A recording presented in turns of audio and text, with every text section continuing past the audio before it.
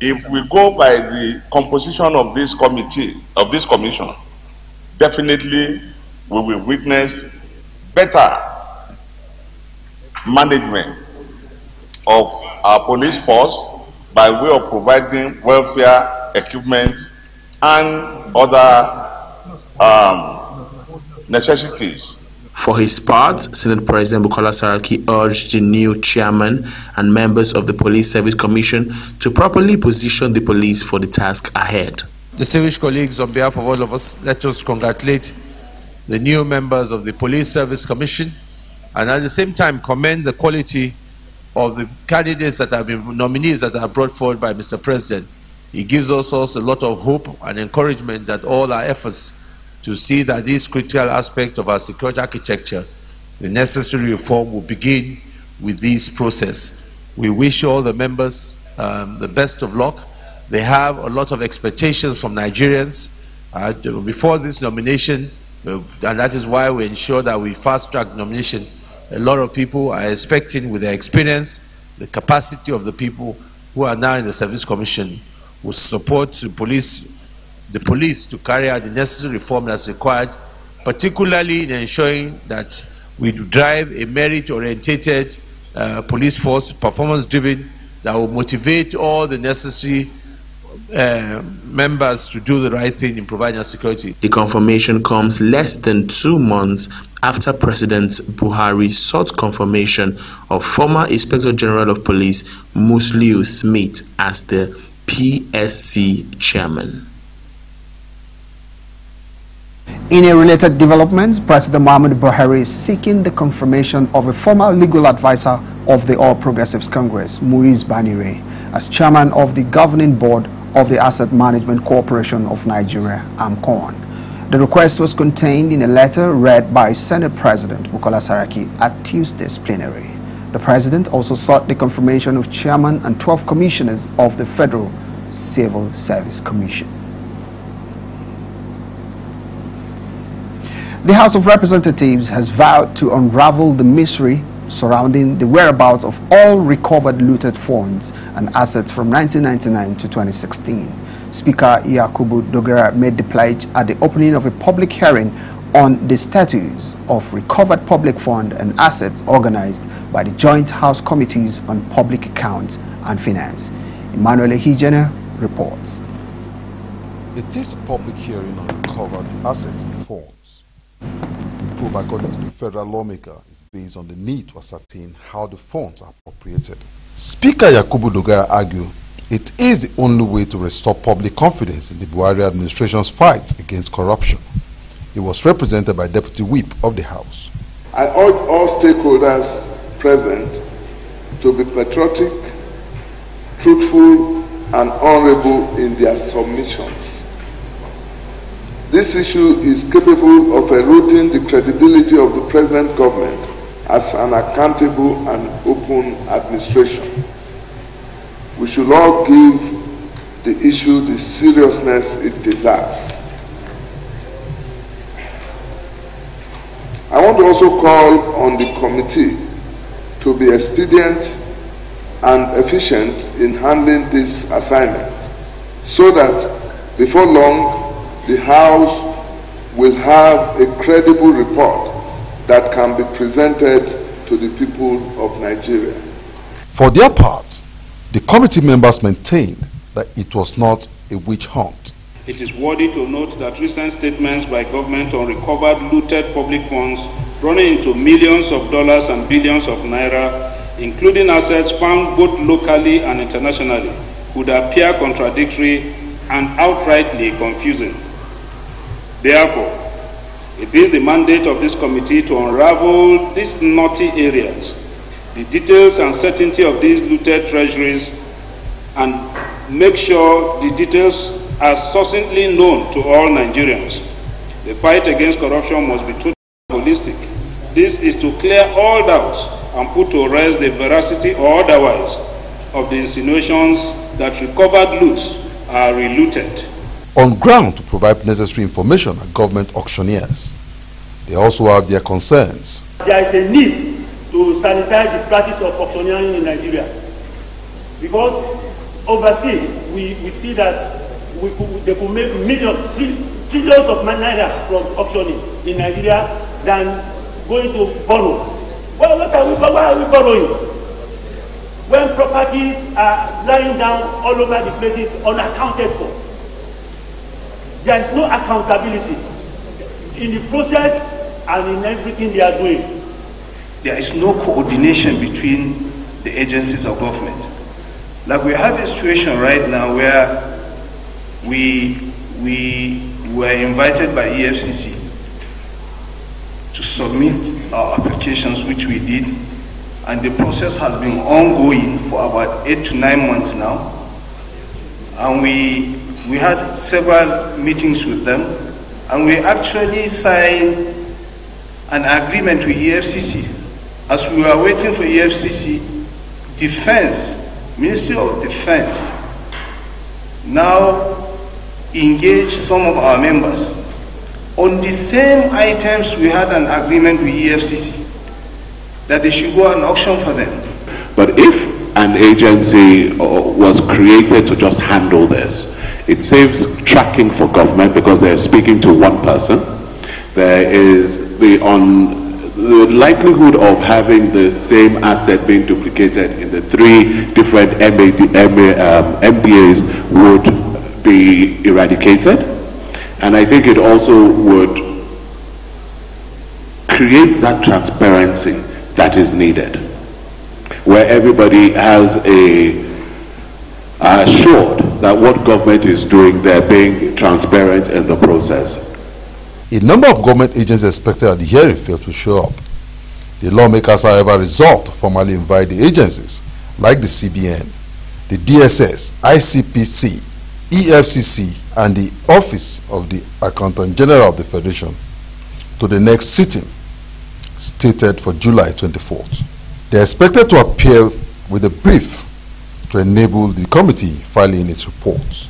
Emmanuel Ehijine, PTV News, Abuja.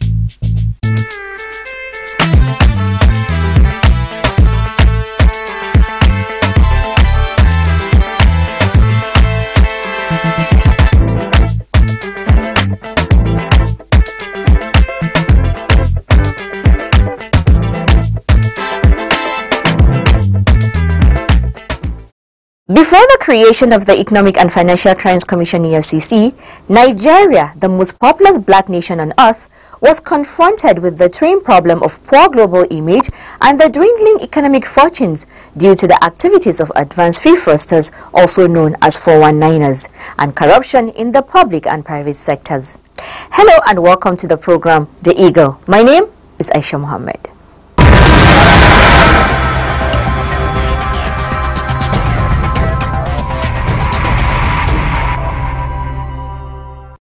On the program today, we represent to you a special documentary that chronicles efforts made by the EFCC in combating the menace of corruption in Nigeria. Please stay tuned as Aisha Gambari will be our guide right after this timeout. Before the creation of the Economic and Financial Crimes Commission (EFCC), Nigeria, the most populous black nation on earth, was confronted with the twin problem of poor global image and dwindling economic fortunes due to the activities of advanced fee fraudsters, also known as 419, and corruption in the public and private sectors. Foreign direct investment came in trickles and domestic businesses struggled to get by while the nation's infrastructure was in severe state of decay. The EFCC was therefore created as an instrument of reform to help restore confidence in the nation's economy by instilling corporates' responsibility through the enforcement of all extant laws on economic and financial crimes. Since its creation in 2003, the Commission has successfully carried out this mandate with several milestones recorded, including the delisting of Nigeria from the list of non-cooperative countries and territories (NCCT) by the Financial Action Task Force in June 2006. Due to its unrelenting efforts in the war against graft, the EFCC has become a reference point among law enforcement agencies both home and abroad.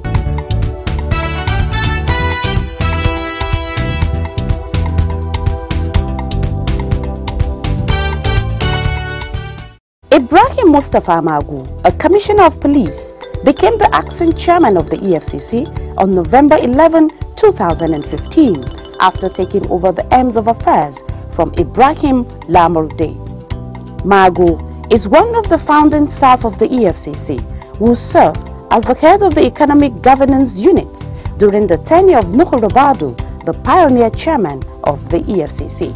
Since Magu assumed office as the acting chairman, he has been unwavering in his commitment to change the narrative as far as the fight against corruption is concerned. His first challenge on taking the reins of affairs was to address the dwindling fortunes of the Commission by initiating reforms that has ushered in a radically improved work ethics within the Commission. Convinced that an organization perceived to be corrupt cannot fight corruption, integrity issues were addressed by ensuring that round pegs were placed in round holes in terms of postings to sensitive operations position. To ensure that only the best are offered employment into the Commission, the recruitment processes were also reviewed. Several measures including aptitude tests, interviews, polygraph examinations, and vetting of candidate certificates and background were introduced amongst others. New cadet intakes employed by the Commission are thereafter sent to the Nigeria Defense Academy in Kaduna for rigorous law enforcement training. Fully conscious of the growing sophistication of economic crimes and corruption, an inventory of the existing operations architecture was taken, which resulted in the creation of new units to address emerging challenges in criminality. New zonal offices were also created in Ibadan, Kaduna, Benin and Iyo, while the Maiduguri office was reopened to improve accessibility of the public to the Commission. The EFCC new head office complex, whose construction was abandoned due to lack of funds, was also given priority. Upon his assumption of office, all avenues were employed to raise funds for the completion of the project. With the support of President Muhammadu Buhari's administration and the 8th National Assembly, Julius Berger, the construction company handling the project, returned to site and the building has now been completed.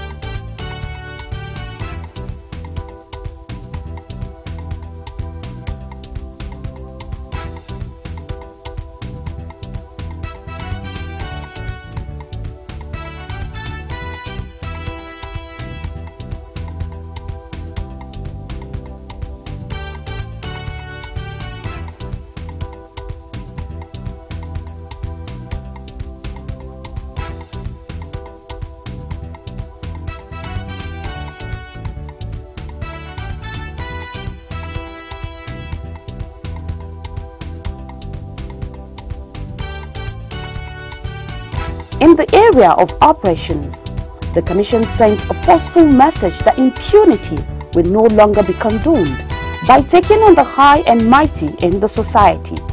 One of the flanks of war being waged by the Ibrahim Magu-led EFCC is leading an investigation into the arms procurement deal saga, allegedly involving top serving and retired military generals and political leaders. For the very first time in the history of Nigeria, senior military officers, including former service chiefs, a number of serving and retired generals, their civilian counterparts, former ministers, governors, and several politicians were investigated and arraigned for allegedly diverting over $15 billion meant for the procurement of arms to combat Boko Haram insurgency in northeast Nigeria. Also arrested and arraigned was Colonel Samba Dasuki, a former security advisor to former President Goodluck Jonathan. While the alleged free stealing and sharing lasted, hundreds of soldiers were dying on the battlefield. Thousands of innocent lives lost. Women were raped and abducted. Children were rendered orphans, and properties and houses worth billions of naira were destroyed. The 2 million displaced people in camps across the country, while being thankful for their lives, contend with the harsh realities of survival. In many other parts of the country, compatriots continue to live in fear, grief, pains, and sorrow.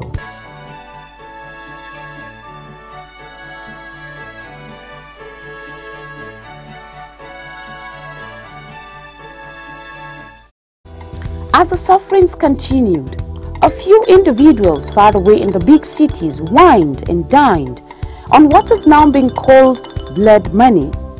Investigations by the EFCC revealed that, for instance, in a single stream of transaction, the sum of $2.1 billion moved through the office of a one-time national security advisor to those of several individuals for fictitious services that were never rendered.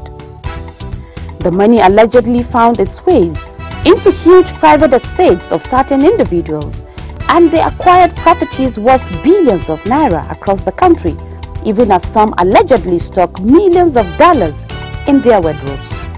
How much do you have here? 1, 2, 3, 4, 5. No, it is estimated to be $50,000. Yes, 10,000 per bunch. 50. 100. 150. 100.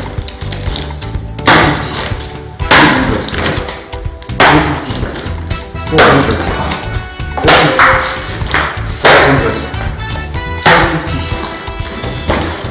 600,